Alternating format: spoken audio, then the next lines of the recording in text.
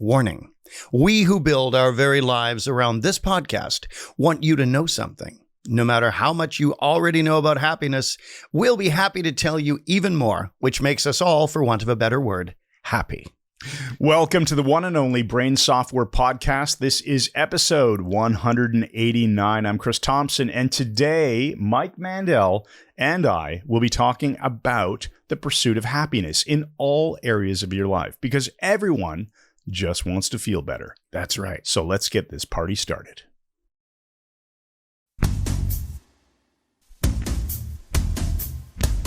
So, ladies and gentlemen, it was indeed a far, far better thing I did than I'd ever known.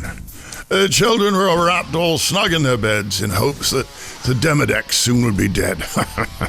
Which reminds me of a song I once sang in a cafe in the West End of London. It's just so apropos. It's called Some Enchanted Evening, and it goes like this. Some enchanted evening, some enchanted evening, you might meet a stranger across a crowded room. But whatever happened to that old tranquility we used to know? These are days of victory! So let's welcome to the very center of the Hypnoticon, the first hypnotic rock star, the Keith Richards of Hypnosis, and our very own 5,000-year-old wizard, Mike Mandel. Yes, Chris. I like my softer, more kinesthetic entry. Yes, Chris. There we go. All right, man. This is a good one. We're going to rocket through this like Jack the Rocketer. All right. So if you can't tell, this episode's about being happy. We're going to talk about happiness. We're going to tie it into stuff we talked about in the last episode, was 80-20 principle of your life. Yeah. And we're going to, before we do any of that, make sure we throw up onto the screen here, or for the audio people, we'll talk about them, the think tank words. Generated by Saba Bukacek's think tank actually are, and we take the ones that show up. The first one is aseptic. Oh, aseptic. What? I'm thinking antiseptic, but what the heck is aseptic? Well, A in the Greek is the alpha, and the alpha is negation. Right. So we're thinking not septic. So I don't mean, what do you think of a septic tank? Septic, I think of, septic tank or, When it's septic, it's infected with bacteria. Yeah. So if you have a massive boil that's bursting in the burster rate. Yeah. So let's imagine, we don't actually know what it means, but we'll go with... But aseptic is, septic is infected. Aseptic is not infected with bacteria and rhizomes and whatever. It sounds like happy to me. Antiseptic is opposed to it, okay? Good point. So we're just going to say... Not infected. Not infected. Now, that leads us to willy-nilly. Oh, willy-nilly. Yeah. I don't think we've ever had a not real word It show went up. all willy once he was Willy-nilly. kicked and then nilly. Okay, so first of all, how does aseptic make you think about the topic here when we're... Well, no, we're not applying it to the topic yet. We're just saying, what does... Well, it makes us think of aseptic as in not infected. Yeah. So I had a particularly noxious boil on my belt line at the back in 1976. I think this is turning into that was infected. So it would be the opposite of that. So let's look at it purely in communication terms.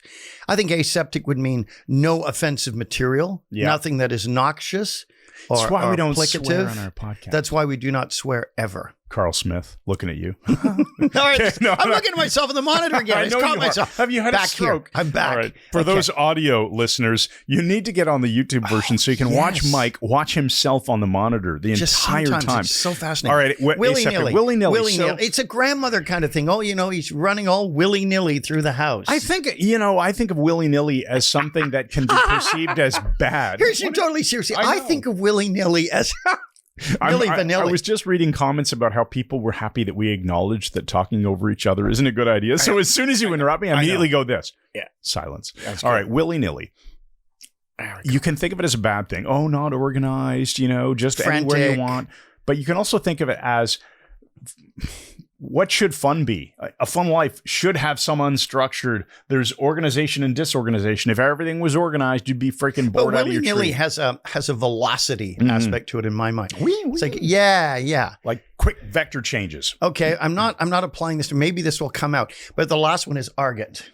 I don't even know what that means. Okay, we're not talking about ergot, which is rye mold. ARGOT. What is that? What does that even mean, Mike? Argot is a specific vernacular to a particular group. So jazz jazz performers have their own argot. Okay. Get your axe, man. Oh, lay down okay, the track. okay. So argot, we have our own particular argot or In vernacular in hypnosis. And in personal development. And in personal development. And I can guarantee you that willy-nilly is not in it. That is true. Okay, so let's see how these tie in later as we go. Don't. Maybe they won't, but bottom line is we're moving on.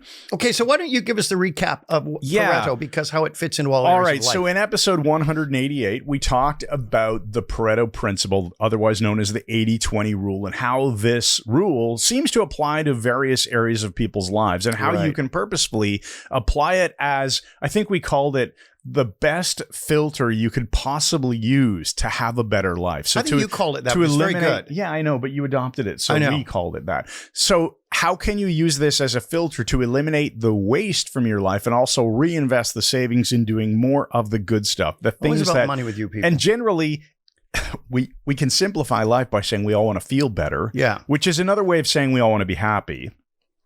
Or happier. Feel physically good and feel emotionally good, right? Those two components. You want to feel good in terms of the emotion and physicality. You don't want pain. You want to be in comfort. You want to be in peace. You want to be happy. You want to be fit. Right. You want to be strong. You want to be... Now, that's interesting. In hypnosis terms, it ties to what you just said. And it's very interesting how readily I can switch to a serious conversation. We'll see how long this lasts. The mark of intelligence. Now, here's what's interesting. Erickson, when he would be dealing with pain, the whole aspect was not that people wanted to be pain-free, but they wanted comfort.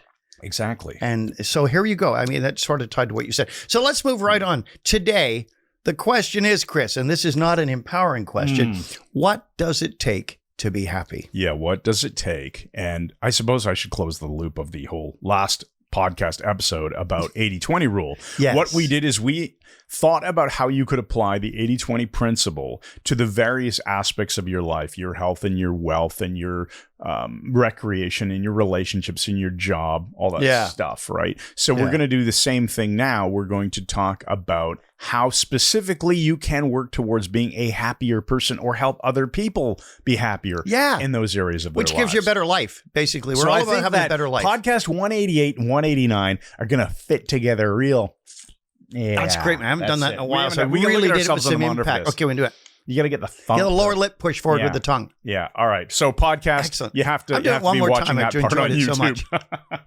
Okay. Okay, let's get on. So what does it take to be happy?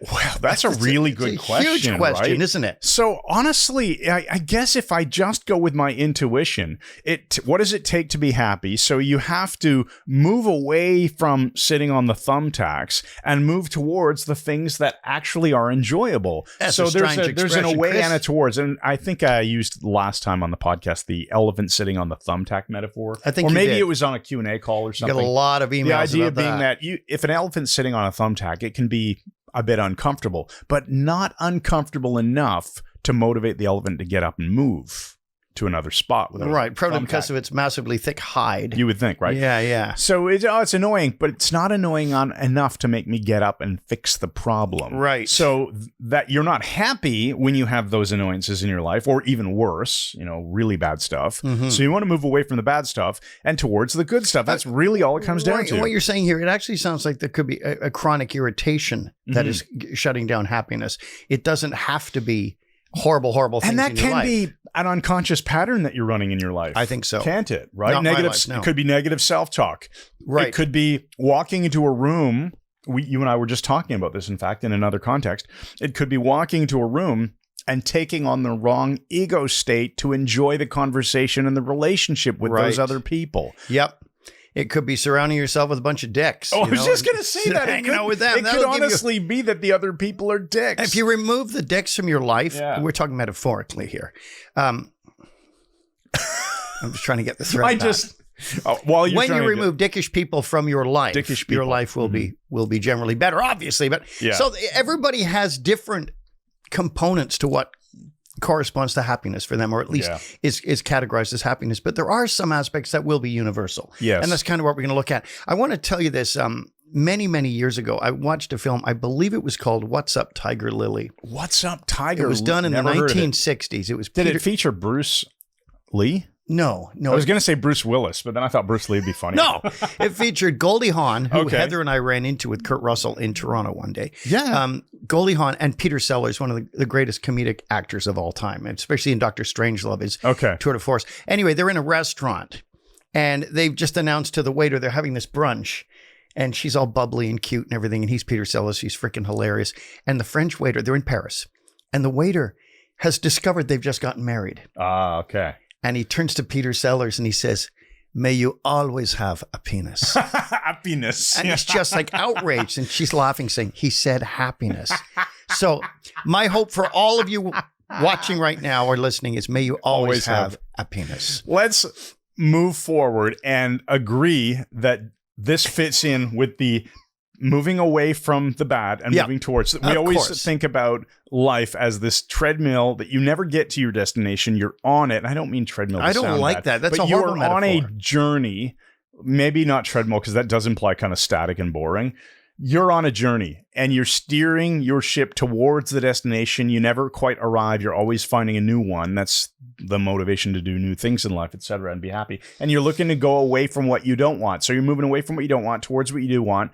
And that's how you get happiness, right? You've got to move away from anything that doesn't give you happiness or specifically makes you unhappy. Right. And you've got to find ways to move towards the things that do add happiness to your life. Right. I totally agree. It was just the aspect of a treadmill. Yes, I agree. I think people who use weird metaphors should shampoo my crotch.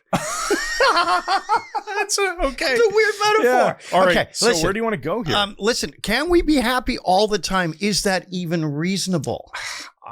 I don't think that it's reasonable, and I don't think that you can be happy all the time. Well, you could just take, high doses of selective serotonin reuptake inhibitors like Prozac constantly, cause the serotonin to hang around in your synapses a bit longer, and you'd be happy all the time. I'm supposing there's a good biochemical explanation for this. But is that a useful one? We have a good friend who lost her last family member tragically.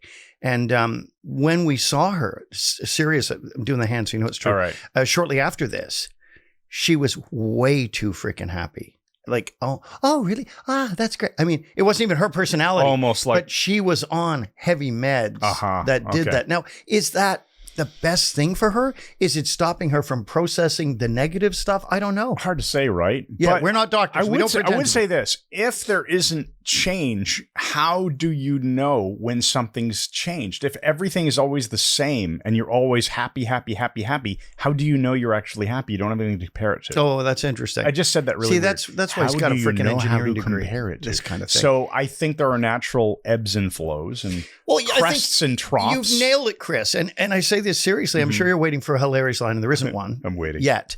But you've nailed it with that, because I have a note to myself here. You've nailed a point I was about to make. Unless there's the ebbs and troughs, not only is it not noticeable, we're back to the concept. If everything in the universe was suddenly 1 billion times larger, would you notice? Well, of course not. Because I wouldn't notice, because I live on planet Earth, and specifically in my own town that I haven't traveled outside of very much the last 2 years. But if you became 1 billion times larger, the microphone, everything, proportionately, you wouldn't be able to tell. If the universe all scaled up 1 billion times, or down 1 billion times. We would not know. Wouldn't notice the difference. But here's the thing. I saw a Twilight Zone episode. I have it. I have the whole series from the 1960s. A fantastic 5-6 seasons. Really clever Rod Serling stuff. This one episode, guy dies, and he winds up in this beautiful place. There's a pool table, and there's drinks, and he's just drinking all this booze. And he said, "This is the afterlife. This is fantastic." He goes to the pool table, takes a shot. Every freaking ball goes in. Amazing. He's like, yeah, sets them all up, does it again. They always go in. Boring. And then everything is just annoying him because everything is so perfect. So he turns to Sebastian Keith, the actor, and he says, "Okay, I don't like it here. I don't like it here. Heaven isn't that great. Everything's too perfect. I wish I was in hell." And Sebastian says, "You are. This is hell." And that's how the episode ends. Oh, that's really everything clever. was so good. There was no comparison. You know, the whole thing of, they say that grief dredges the heart to take in more love. It's the same with the happiness. And we need a balance. There have been movies where, people are granted wishes, and now they have unlimited wishes and they get whatever they want. Well, that's going to make for a really boring life, right? Everything is always perfect. You have no variety. Yeah, that's pretty well how I describe your life to people. It's going to drive you get the most perfect life of anybody I know. Actually, I don't don't wish that was true because, as we just discussed, if that was actually true, that'd be hell. I like the way you bladed your hand to make the point. That would not be good. So I think that's a really interesting point, that we do need to go through some bad stuff so that we understand what the good stuff is. If you've never listened to a crappy podcast, how will you know that this one's brilliant? Hurrah! Yeah. Now, while we're on it, is this a Pareto thing too? Would you, Chris Thompson, be content I would. to be happy 80% of the time and have 20% of your life just unhappy? Well, let's say the opposite of happy, I guess, would be unhappy or something bad. Duh. But I would say you don't have to necessarily experience, I don't think I would want to wish 20% really bad stuff on anyone. Right. How about just 20% that is at least a bit more neutral? And of the 80% that's happy, it's still got a spectrum. There's an 80-20 there, too. So there's only 20% of those happy moments are really freaking 11 out of 10. Spinal Tap. Tesla stereo car goes to 11, by the way. I didn't even say that. Right. We'll edit this out. Elon Musk has modeled Spinal Tap, and the stereo goes to 11. Volume. Yeah. The stereo goes to 11. Have you seen the movie? This is Spinal Tap? No, I haven't. Okay, so you really commented some of you no information on. Remember 2 weeks ago we were talking about this, and you explained to me that it's not a real band? And all these years, I didn't ever watch the movie or whatever, so I just thought it was a real British band. Well, they should have been. Which makes me happy because it's hilarious. Now you're happy, but you're happy. They see you're using up your 20% of happiness veins today. Coming out my forehead right now. Is that a metaphor? The 80-20 is recursive. So the 80% of your life that's generally great, let's say if you have a great life, 20% of that's going to be really freaking great. Now, you said recursive, and I think that's wonderful use of it. Yeah. If my wife used that word around her family, they say, you're just trying to say big words to sound smart. Oh, man. Well, that sounds like I didn't mention people any to of the spend members. less Could be time anyone. with. Now, okay, listen. Here's the thing. Are we habituating that the cup is half empty? Empty. Is it overly positive to always see it as half full? Here's why I'm asking. There's a thing called the Pollyanna syndrome. Okay, explain that. Pollyanna was a book, and it was also a Disney film. I saw when I was a very little boy. I fell immediately, passionately in love with the actress Hayley Mills. I think I was about 8. And then she was in the Moon Spinners, and it just ramped everything up. And that's probably something we shouldn't be talking about. But the bottom line is... Mike is an 8-year-old boy. Hayley Mills, well, she's about 10 when I saw the other one, maybe 11. But Hayley Mills played Pollyanna, and she was a girl who always played something. You just touch my leg. I'm adjusting my position in my chair. You're adjusting in the adjuster. So I don't do myself a disservice. Adjuster. I've done myself a disservice, and I'm sitting in it right now. So uncomfortable the way everything's twisted. Now listen, Pollyanna, back to Hayley damn Mills. She played Pollyanna, and the girl had a thing called the Glad Game. And basically anything that happened, she did a reframe on it. Okay. So she wanted a dog. They'd ordered a dog. Now, this is how bizarre this gets, because this actually came up in a Henry Squatter story years ago. Okay. She ordered a dog. And from some supply thing, she always wanted one. But these idiots, this is in the story, I'm not making this up. They sent her a pair of crutches instead. A pair of crutches instead of a dog. Right. Now, if I look under the table and see Stinky Winky Ollie here, I don't look down and expect to see a pair of crutches under the table. Right. In a dog bed. What happened next? Well, she reframed it and said it was sad that she didn't have a dog. This has got refund on it. I'm really wondering where this is going to go. She said she was glad, the Glad Game, that she didn't have to use them and could give them to somebody who needed them. So that is a beautiful reframe. But my point is, can that be out of control? If the people habituate that the cup is half empty, that's just some people do that. My wife being one of them. But habituating that it is always half full, is that just as bad in a way? I think it can be if you are constantly in a pattern of accepting in your life something that isn't really what you wanted and reframing it as, oh, but it's still this wonderful, good outcome opportunity. I think you're probably missing a lot of opportunity. I think so too. Better in life. I think so too. There is a time and a place, I think, to put on that glasses half full. Put on maybe a happy a lot of face. Maybe a lot of times it's better to take a glasses half full approach. But Other times you have to be, I think it just comes back to being assertive. If it involves someone else not doing something that you want, it's making you unhappy. You made a trade. Like in this case, you bought something. You bought a puppy. I love the way you've right away gone to someone else. You're absconding yourself from responsibility. And you got crutches. Well, how about being assertive and demanding what you actually paid for? Well, yeah. Or what about not turning this into an assertion podcast, but saying, okay, I bought a puppy. They sent me crutches. Thank this God. Is a weird podcast. Thank God I didn't ask for crutches and they sent me a freaking puppy. You know, you try to walk with a puppy. That would be very weird. It was an injury, right? But that was actually in the story. So that's why we sort of dwelled on it way too much. And here's an interesting thing. There's an NLP aspect that some people literally do not notice when they are happy. Oh, that is... I can see that being very true using the visual imagination. Very true. I can modify. I can think of times where people said, "Oh yeah, I'm dealing with depression," and they don't have a freaking clue how often they're laughing or having a good time. They're just not noticing it, right? Yeah. In fact, there's even and not to belabor the point, but there's an Enneagram aspect to this. Enneagram 7s, Peter Pan, options, monkey mind. They have very little memory of negative things in their past. Aha. But Enneagram 6s, my wife, they have very little recall of the good things, of the positive things. They really have to think to remember them. They remember the bad stuff. So a lot of it is obviously going to be our focus here. What are we choosing to focus on? Yeah, right? And NLP can help with that for sure. Yeah, it does make me think, if you want to be happier and you don't think you've got enough happy stuff going on in your life, one thing you could do is apply self-hypnosis. Just go into a trance and let your brain, invite your brain, that unconscious resource, to present you with wonderful past memories. There will be past memories that are awesome from your life. Invite your unconscious to show them to you in trance. That was really good, Chris. There you go. All right, let's get on to some more for a point to funny stuff. There wasn't instead. One. Now, also, do you realize here, let me just talk about the peak performance thing. One of the things I do, and I mentioned this many years ago on the podcast, and I won't belabor the point, but one of the things I do to maintain this level of happiness is I label peak performance moments or peak moments of enjoyment and happiness in peak moments in my life. Tuple, right? In a four-tuple. Yeah. So I'll think of one right away. I can tell you one. Rolling on the mat with Hickson Gracie, the greatest fighter in the world. When I realized that was happening and he was about to kill me, I thought to myself, This is awesome. This is awesome. What am I feeling right now? Well, it's the gi where I'm grabbing him, right? And it's him choking me, whatever. What am I hearing? I'm hearing the group talking as he's demonstrating the technique. What am I seeing? I'm seeing the mat. I'm seeing, Gracie himself right there. And what is my internal dialogue at that time? The monologue, That's let's say. I've locked it into the four-tuple, visual, auditory, kinesthetic, and internal digital. So I can recover that instantly at any time when I want to feel great. Or I can think of being second row center for the World Chess Championship, Nigel Short versus Gary Kasparov in London, England. I can think of...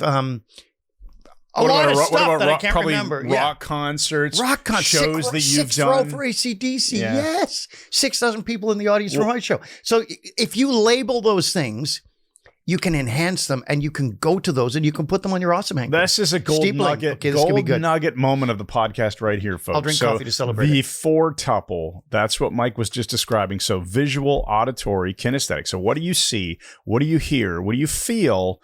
And what are you saying to yourself in that moment? And if you code your peak memories that way, purposefully, and then did it ever become like an autopilot habit that you just do? No. So you have to consciously say to yourself, man, this is a peak moment. Awesome. Yeah. Boom. And I can actually, remember one of the very first, I was in Australia with Kingsley. We'd just gone to Ayers Rock, Uluru. We walked through Valley of the Winds and there was nobody there but us in the outback. And we looked up and I just saw this eagle flying overhead. And I thought, man, I hope they don't build a fast food restaurant here.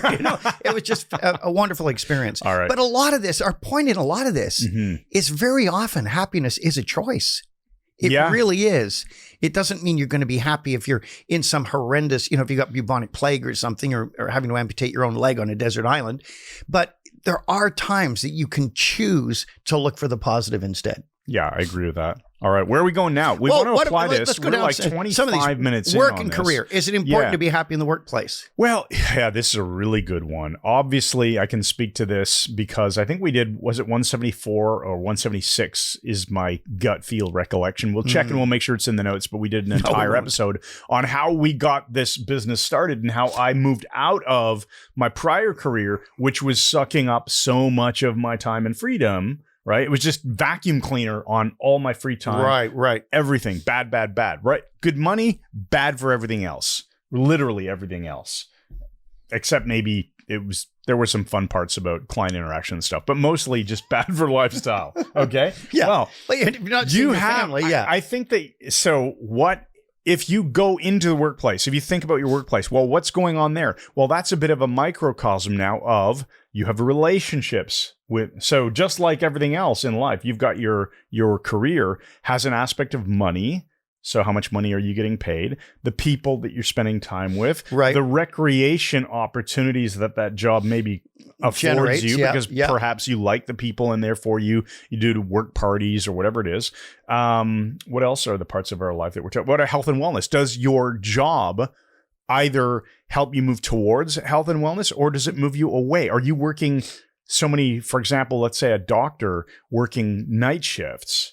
It's a health career. You're helping other people, right? But you're probably destroying your own. And I'm not judging. No, but interns can wipe themselves out with the workload. If you're an intern, if you just finished med school and you're working 80-hour weeks or whatever, and you're never sleeping, your job that helps people get better, supposedly, all of a sudden it's wrecking your own health. Yes, right. So you've got to look at it in terms of.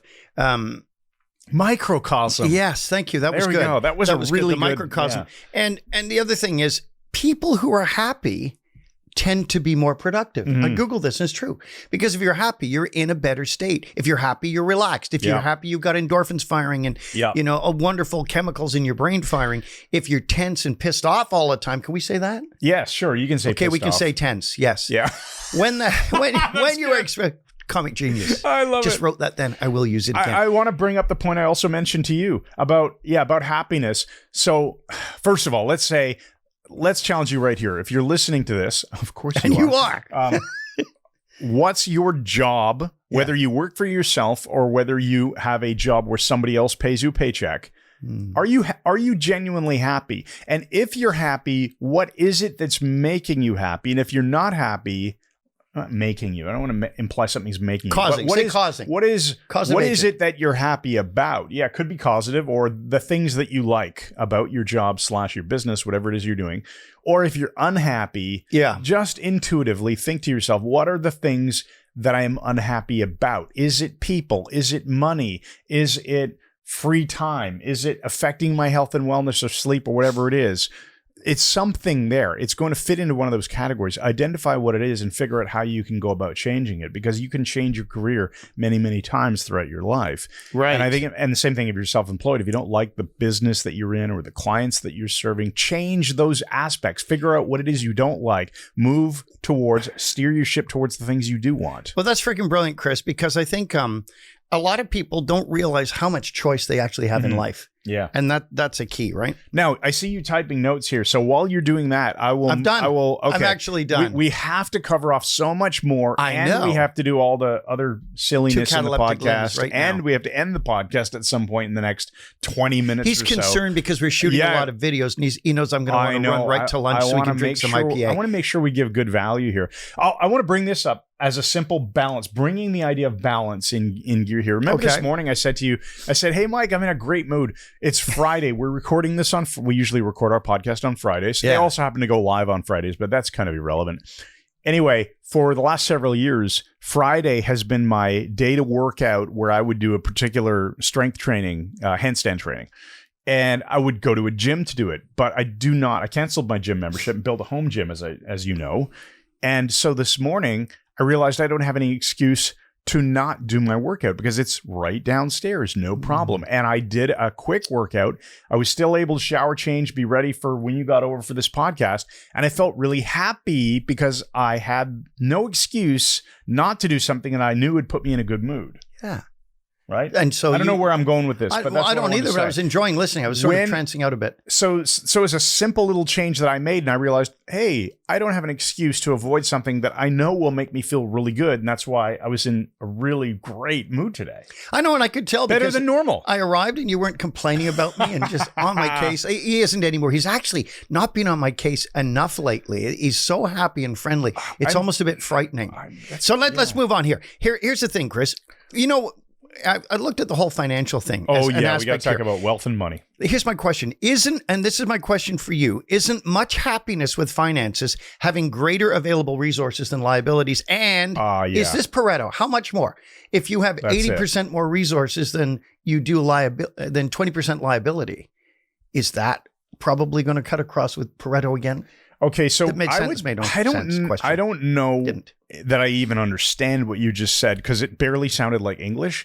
But okay, let me switch to English for a moment here. Chris, people like to feel financially secure, and people typically feel secure when their resources are greater than their liabilities. Sure. Yeah. I'm wondering if that's a Pareto thing too. If 80% of the resource, if you have 80% of your if you put the totality of what you owe and what you have together, if 80% of it is resources. Okay, you say it. Not very interesting. No. Right. No, here's where I will. I don't know. Maybe I hadn't thought about it from that angle, to be serious. Here's the way I do think of Pareto principle applying to wealth and money. Yeah. 20% of people are, let's say of the wealthy people are maybe, it's less than that. It's not really 80-20. It's probably like 99-1 kind of thing. You got the Elon Musks and the Bill Gates and the Warren Buffetts and the Uber billionaires, the Jeff Bezos. Yeah. That's insane wealth that nobody actually needs in order to feel happy and that they have resources in their life. So there's this massive spectrum. Whereas let's say the 99% of other people who are wealthy, most people would describe them as wealthy. Maybe they're millionaires, but they're not like disgustingly rich millionaires. They're everyday millionaires, maybe who the wealthy barber, they saved their tips for most of their lives. They've invested well. They have very good financial means. They've got no debt, but they're not disgustingly wealthy. Yeah, and I would say saved their tips. Now they got nearly $300 in the bank. The 80-20 principle, I would say, and again, whatever the number is not 80-20 in this case, but the vast majority of people will be very happy with a reasonable level of wealth that isn't that hard to attain over a lifetime of doing intelligent things. Whereas only very few people are going to become, well, one in this case, Elon Musk, right? And become the wealthiest person in the world. Thankfully, we hope he has good intentions for all that money, which is great. Right. But I don't think that you need to define it as, oh, well, how much money do you need? I used to ask people in the finance industry, if somebody... Don't forget, we're talking about happiness here. Yes, be careful. I know. And it comes down to... It's not all about Musk. Money can give you resources, and that gives you freedom, and that avoids pain, right? That you avoid the pain of not being able to pay your bills, not having a place to live, not being able to eat healthy food, let's say, not being able to do fun things. If you think about all the areas of your life, really, money connects to the relationships that you can form, because perhaps now you can, even as something simple as being able to spend $100 for a season of indoor volleyball. Yeah. You don't need to be wealthy to do that, but you do need to have some money, right? And now you're able to connect with other people. So you've got recreation and you've got fitness all tying in with this small amount of money. You don't need a lot to be happy, right? Whereas another person might say, well, I need $1 million because I've got a freaking mortgage and it's stressing me out and I want to pay it off because I have this fancy house in Toronto. By the way, you probably couldn't even get a tear-down bungalow for that price these days in Toronto. No, it's a very wealthy city. Bottom line is, I think money on its own doesn't do anything for you. It only unlocks opportunity. Well, happiness-wise, right? Mm-hmm. So that's a very good point, because you've opened the door here to this other discussion point on happiness.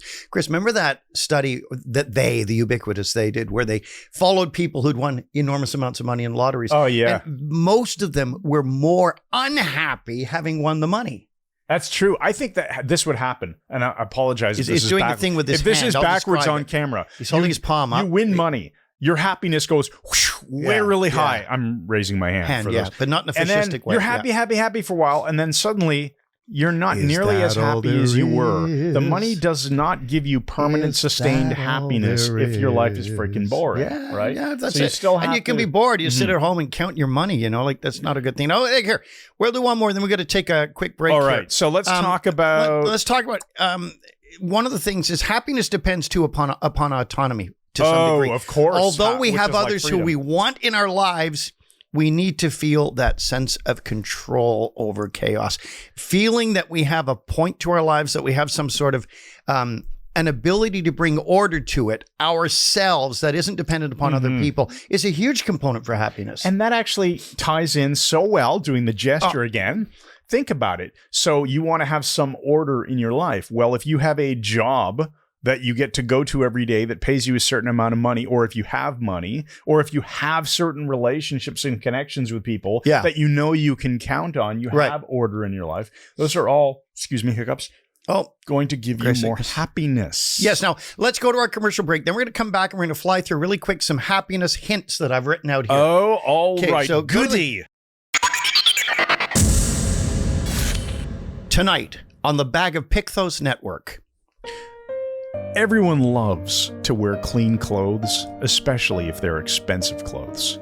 And we get to tell other people how much they cost. Glenn Maddock was just such a man. His clothes were very nice and cost so much that he saved money by doing his own washing and drying at the local laundromat in his hometown of Bloomfield, Ohio. Typically, he'd bundle his shirts and pants into a beautiful Karl Lagerfeld bulletproof Kevlar satchel. Then, at the laundromat, he'd use the bill-changing machine to buy quarters, and the fun would start as he loaded the washers and turned them on. It was always immensely relaxing for Mr. Maddock to watch his laundry spin and foam as he read The Adventures of Enjoyment Boy, or The Secrets of Satisfaction Lad, or one of the other comic books that the laundromat kindly provided. Maddock knew his laundry would take quite a while to wash, and then he hoped to read The Boy in the Blue Stocking Cap and the brand new Spunkaluccio graphic novel that was thoughtfully placed at the top of the stack of magazines.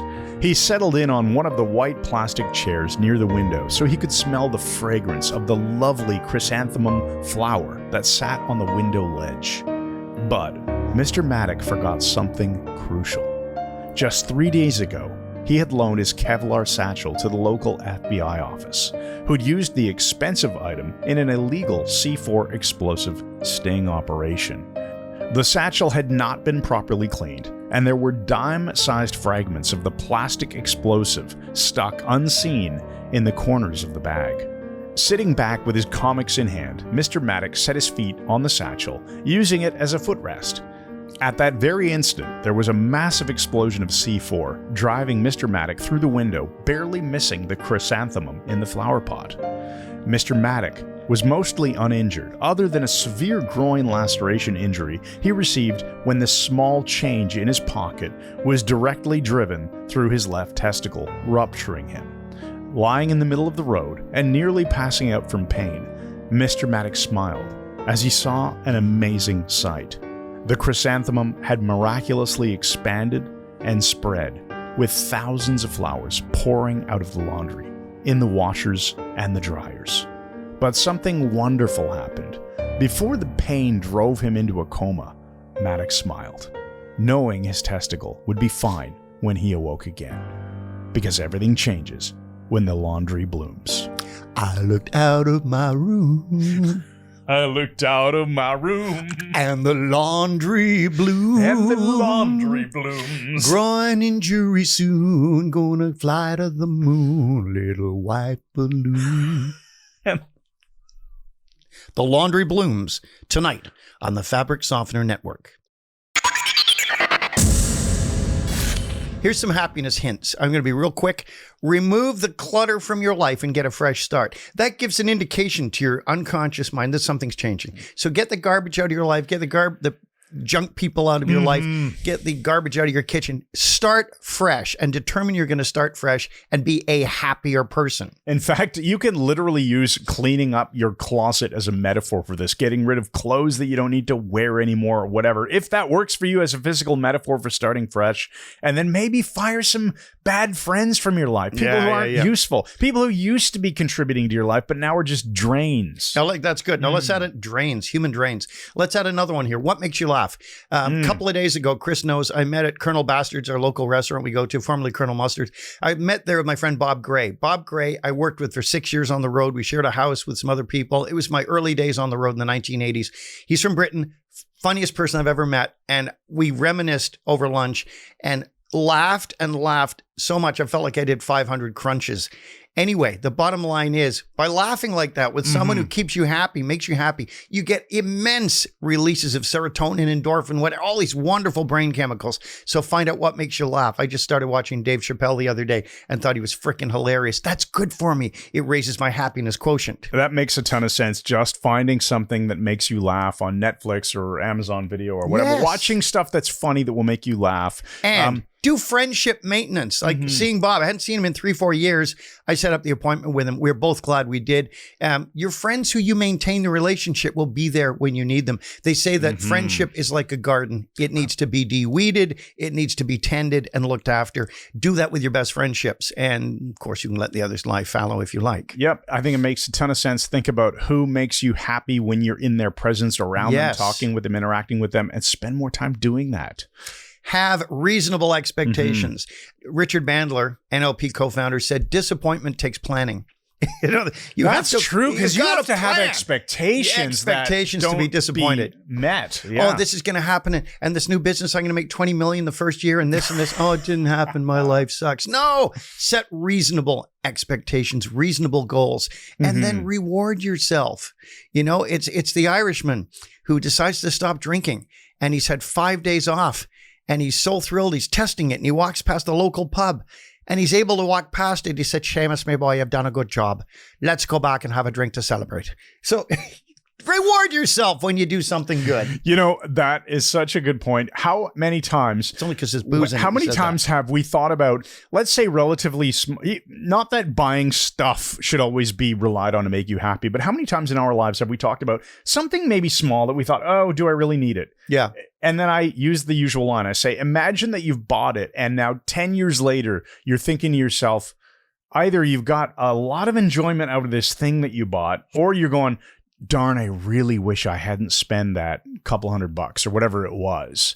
And quite often, after you buy something and enjoy it for a long period of time, you realize, I'm really glad I spent the money on this thing. Instead of going, oh, I wish I had that $30 in my wallet still. So sometimes little things that you're hesitating to spend the money on will give you a ton of pleasure. So just do it. Now, feeling uncomfortable at this, Mike turns to Chris and says, there were a lot of dark overtones in that.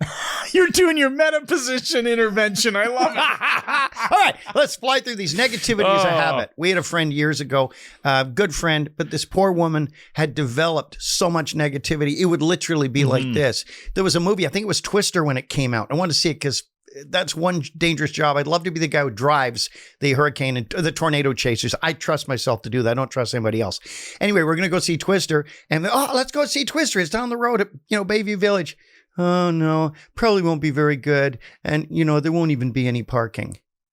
So if you set your expectations, that's actually the exact opposite of setting expectations that are too high. Right. It's setting expectations that are so freaking low that you don't even enjoy it because you're convinced it's going to suck. Wondering if there's a real connection here. Mike steeples his hands, turns to Chris and says, I think you're reaching a bit with that. I think you're reaching. I love this new intervention, doing your own narration, like you're the narrator in your own story. Okay. Negativity is a habit. Don't take on too much. MMHA, we built this freaking city on rock and roll. And how did we do it? A little bit at a time. This guy used to buy physical CDs from me and mail them to people around the world. Well, that was the original test. Remember, when we started Mike Mandel Hypnosis, I said to you, hey, I have this idea that I could probably run a business instead of working for someone else. Could I just set up MikeMandelHypnosis.com and people can buy your CDs on PayPal and I'll stick them in an envelope? And you said, sure, okay. And look where it's led to all of this. So I know. It really did work. How do you eat an elephant? One bite at a time with a right? very nice so grapefruit build things spoon. slowly. There was one quick point I wanted to make that I can't remember where it came from in the last things that you said here. But yeah, well, it was basically in line with find the people that make you happy, etc. But I think the opposite is true. Identify the things that happen in your life consistently that make you feel unhappy and ask yourself, how can you stop that from happening? Can you stop hanging around with those people? Can you find new people instead? Can you change jobs? Can you change activities that you do? Can you switch up a recreational activity that you're no longer enjoying, or start one because you're realizing you're not enjoying sitting on your couch watching too much Netflix, whatever it is. There you go. Now we're going to fly through these rapidly. Don't take on too much. We said start small. Be other focused rather than self-focused. It's amazing. When I was a therapist, that's when I was one of the happiest times of my life, even though I was working hard as a therapist and still doing the shows, seeing other people change. It means a lot to me still. So be other focused rather than always self-focused. Consciously give back. Find out, what are you great at? What do you have to offer the freaking world? Give it back. And it doesn't have to be free, but using your talents. This podcast is free. This is it? Consciously give back. We do get paid by the advertisers. Well, there is that. I mean, except that we don't. Right. Now, be in the moment, Chris. There's much to notice. That's the whole mindfulness thing that everyone is all about now. Mindfulness means notice, be in the freaking moment. When we were at our cabin this summer, I was there for 3 months. My wife and I were walking along the road out in the woods, beautiful northern Ontario, and she said, look at that flower. And there were these little flowers and these berries that were so startlingly beautiful. I would never have noticed that if I wasn't in the moment. And it made me happy. Being present is a present to yourself and to others. Did you just come up with that? Well, it was a result of the mindscaping session I told you about. Yes. Recently enjoying. Yes. So that was really cool. Excellent. But yeah, being present is a gift. It is a present to you or to others. Nice. A nice phonological ambiguity. And gratitude disperses complaints. Be grateful. What have you got to be grateful for? Who can you be grateful to? Remember, we're in our last 2 points. Remember, smiling. Depressed people told to smile for 20 minutes a day causes, I think, serotonin release in the brain. Physiology Your brain affects acts as though you're psychology. happy. Remember? Yes. And remember we said, nice, but it's downward on you. Yes, physiology affects psychology. Psychology, very Jimmy Page, that one. Now listen, that's a scary face, Chris. You're going to have to watch the video for that moment. Now listen, as though you're not listening, when you smile like that, remember we taught intentional laughing that we got from our friend James Hazelrig. So glad you brought Intentional smiling will do the same thing. Yeah. Smile as though you're happy. Put a huge stupid smile on your face and notice how much better you start to feel. And finally, it sounds counterintuitive or nonsensical, but get enough sleep. Get enough sleep, because lack of sleep will screw up every single aspect of your life. We've all had crappy night sleeps, and how do you feel in the morning? Do you feel happy? Do you feel happy? Oh, I'm so glad I woke up from this horrible night's sleep. No, you wish you could go back to bed. You feel generally crappy. I know it happens for me. If I have a bad night's sleep, I do not feel good in the morning. I don't want to talk to people. I don't want to work. I don't want to work out. I don't want to do recreation. Nothing. I just wish that I had a better night's sleep. I wait until nap time. Well, we're not going to do a Meta 5 today because we're running along. So, Chris, I'm going to ask you to do the empowering question. All right. Here is the empowering question for episode 189. Ask yourself, how happy are you out of 10 right now? And how much will you actually transform your life when you change your focus and put in or put back the missing pieces? Nice one, man. For happiness. We got to close. We got videos to shoot. All right. So no metaphor, Meta 5. None of that either. But we're going to end the podcast. And this has been episode 189 of the Brain Software Podcast, coming to you from Toronto, Canada, with Mike Mandel and Chris Thompson. And check out our website, MikeMandelHypnosis.com. We don't have anything specific that we want to advertise, so just go there. Yeah. See if there's something you like. Might make you happy. All right. Subscribe to this podcast on YouTube as well. So thanks once again. And good night. Hey, Chris, I got a joke for you. I think you're going to like it. Okay. Knock, knock.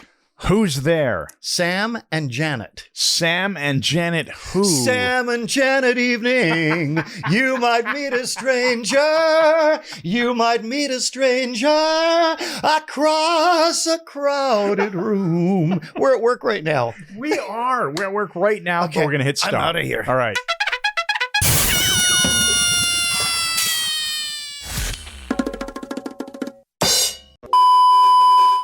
Oh, wait a Whoa, second. Hold on. I'm going Beckers of hell. to turn my computer monitor. Okay. Yeah. Perfect timing. That sound didn't interrupt. Excellent. And ready? Action. So, ladies and gentlemen. I said action. Just as you fucking Go ahead. Give me a moment Yeah, after go I ahead. say Go action. ahead. Action. He'd bundle his shirts and pants into a beautiful. Doing it again. Lagerfeld, right? Lagerfeld? Yeah. Oh, your stomach is doing the thing. I gotta wait for that. Okay, here. Typically, he'd bundle his shirts and pants into a beautiful Again, I hit this. I need it. sakes. All right, this is for sakes moments. Ready? And at that very instant, there was a massive explosion of C4, driving Mr. Maddock through the window, barely missing the chromatic. This is getting tough. Well, we're not going to do a Meta 5 No. today because we're running along. So, Chris, All right. I'm going to ask you to do the empowering question. All right, where is it? You don't have one. Right there. It's right there. What don't you see? Where the hell is the empowering question, Mike? Setting it all up with some enchanted evening and then ending Sam and Janet evening. Sam and Janet. I'm out of here.